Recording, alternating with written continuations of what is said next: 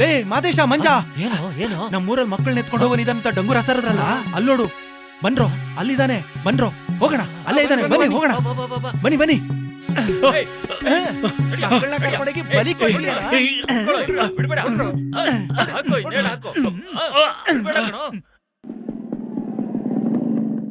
ನಮಸ್ಕಾರ ಸಾಹೇಬ್ರ. ಏನ್ರಯ್ಯ, ಏನ್ ವಿಷಯ?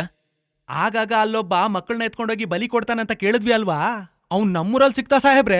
ಅವ್ನು ಹಿಡ್ಕೊ ಬಂದ್ವಿ ಸಾಹೇಬ್ರೆ. ಕಬ್ಬಿಣದ ಗುಂಡು, ವಿಕಾರ ಆಕಾರ, ದೊಡ್ಡ ಕೆಂಪು ಕಂಡುಗಳು, ನರಸಿಂಹಸ್ವಾಮಿ ನೋಟ. ಹೌದು ಸಾಹೇಬ್ರೆ.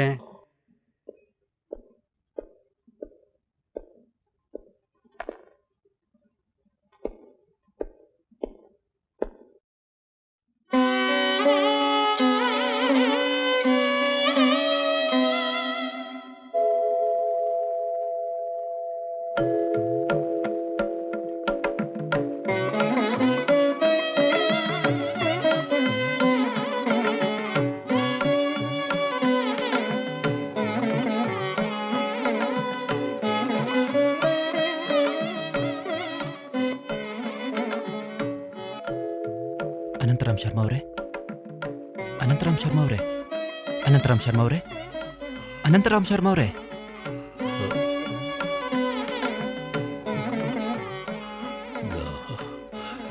ದಾಹ ಆಗ್ತಾ ಇದೆಯಾ? ಕುಡಿಯಕ್ ನೀರ್ ಬೇಕಾ? ಸರಿ.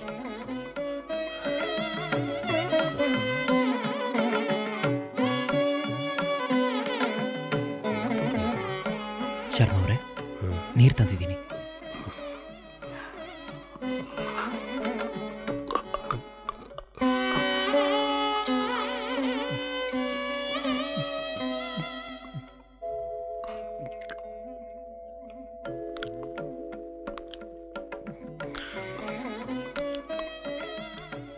ಶುಕ್ಲಾಂಬರಧರಂ ವಿಷ್ಣುಂ ಶಶಿವರ್ಣಂ.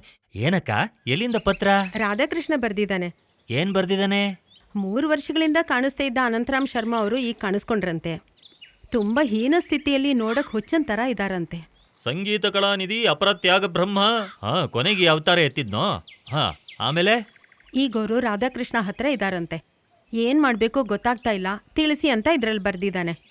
ಹೌದಾ? ಮತ್ತೆ ಏನ್ ಮಾಡ್ಬೇಕಂತೀರ ಭಾವನವ್ರೆ? ಏನ್ ಮಾಡ್ಬೇಕು ಅಕ್ಕ?